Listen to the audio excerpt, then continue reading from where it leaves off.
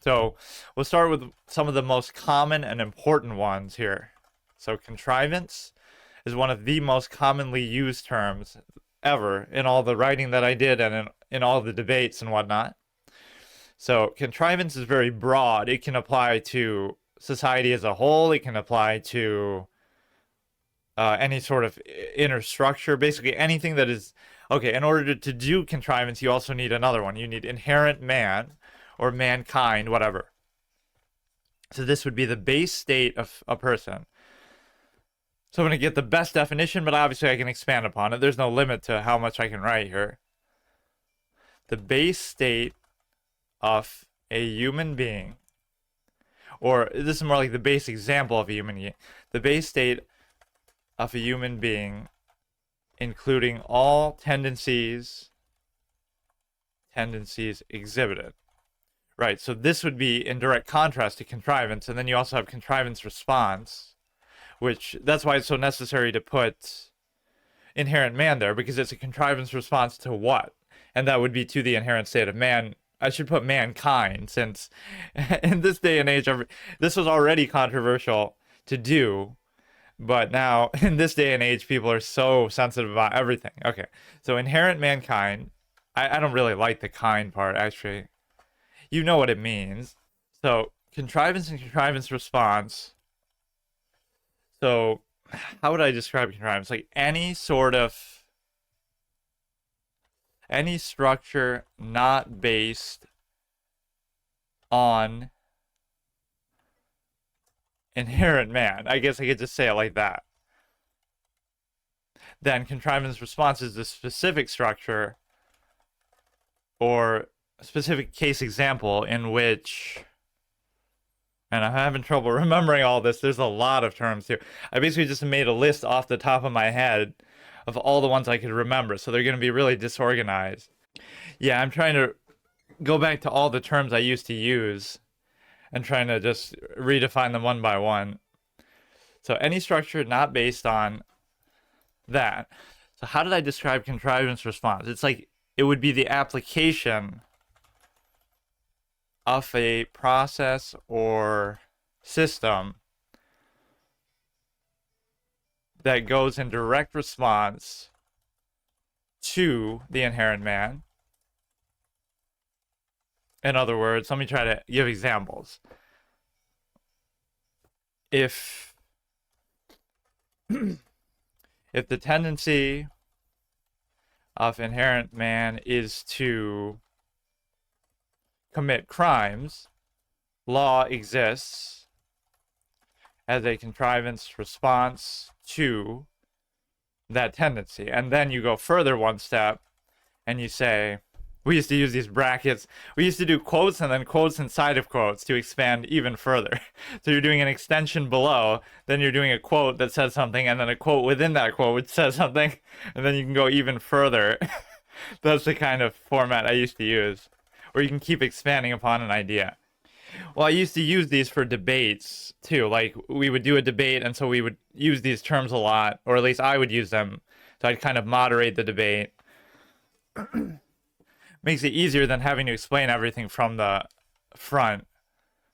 So in the instance of I shouldn't have deleted all my stuff. Contrivance response. So specifically,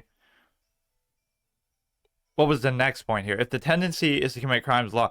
So now you have another term that breeds out of that, which is sort of the false inherent. Or what was the other one? It was like I guess false absolute would be a different one. So a false inherent would be, or actually we'll combine these two for now. False inherent / absolute. And then I might do false absolute separately. So this is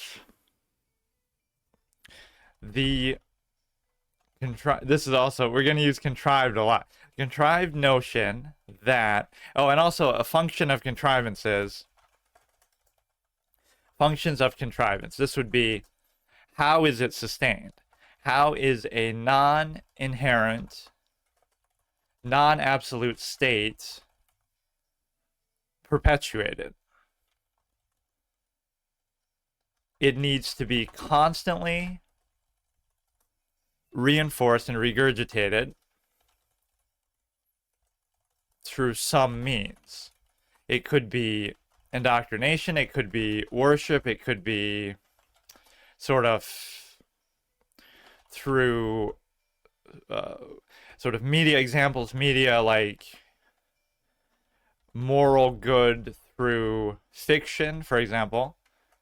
It's also through, so it's a standard that's insisted upon, thereby revealing its non-inherent state. Okay, so this is the distinction. So you go back down to tribe notion that contrivance response or a particular contrivance response is inherent or absolute. That kind of speaks for itself a little bit. What does contrived mean and absolute mean? I think you know what absolute means. Contrived means it's sort of something people create, so it's not naturally occurring or it doesn't inherently exist. So, you know, like society in a sense is contrived, right? It's something people create. Absolute just means something that is kind of unquestionable or goes without saying. Okay, so let's go back up to. I'm kind of rusty with this. I'm not as sharp as I used to be. I really suck at recording videos too. That's why I like to do it kind of on stream as a just kind of as I come up with it. Functions of contrivance. How is a non-inherent, non-absolute state perpetuated? It requires. Okay, I can't think of too many examples. Indoctrination, worship, media, social contrivance too. It requires